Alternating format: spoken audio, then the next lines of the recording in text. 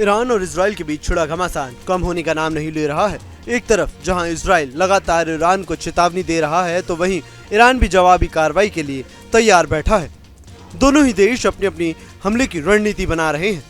इसी बीच अब एक बार फिर से इजराइल ने ईरान को सीधी चेतावनी दे दी है, जिसके बाद दुनिया में हड़कंप मच गया है और मिडिल ईस्ट में तनाव बढ़ता हुआ नजर आ रहा है। पिछले दिनों ईरान के हमले के बाद से अब इजरायली सेना प्रमुख की ओर से चेतावनी दी गई है कि अब उसके ऊपर कोई भी हमला किया तो उसे भारी कीमत चुकानी होगी। गाजा में हमास और लेबनान में हिजबुल्लाह के खिलाफ इजराइल की कार्रवाई जारी है। इजराइल के सेना प्रमुख हर्जी हलेवी ने कहा है कि साफ तौर पर ईरान किसी भी तरह से हमले की गलती ना करे। हमें पता है कि उस तक कैसे पहुंचना है। ईरान को चुकानी होगी इसकी भारी कीमत।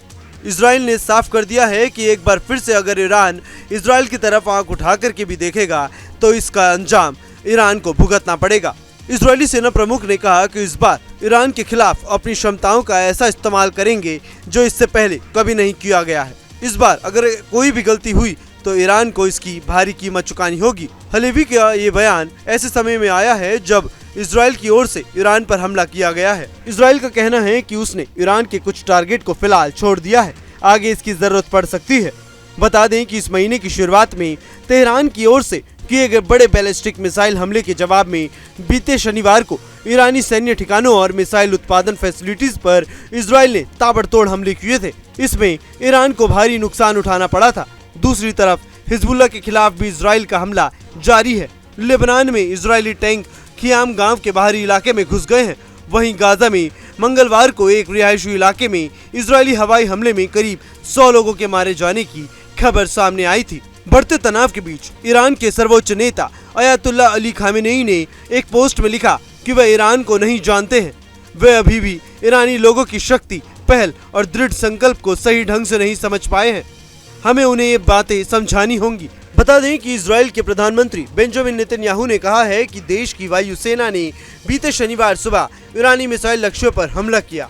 इजराइल की ओर से किए गए मिसाइल हमलों के बाद अमेरिकी रक्षा सचिव लॉयड जे ऑस्टिन ने चेतावनी देते हुए कहा कि ईरान को इजराइल के हमले का जवाब देने की गलती नहीं करनी चाहिए। इससे दोनों देशों का तनाव और भी ज्यादा बढ़ जाएगा। इजराइल और ईरान के बीच बढ़ते संघर्ष को लेकर भारत भी चिंतित है। 25 अक्टूबर को ईरान पर हुए मिसाइल हमलों के बाद से विदेश मंत्रालय ने भी प्रतिक्रिया जारी की है।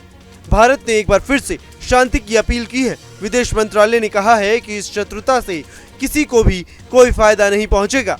मंत्रालय ने आगे कहा कि हम संबंधित पक्षों से संयम बरतने और बातचीत कूटनीति के रास्ते पर लौटने के लिए आह्वान को दोहराते हैं। अब देखना होगा इजराइल और ईरान के बीच में बढ़ता तनाव कम होता है या फिर ये एक बार फिर से युद्ध की तरफ बदलता हुआ नजर आएगा।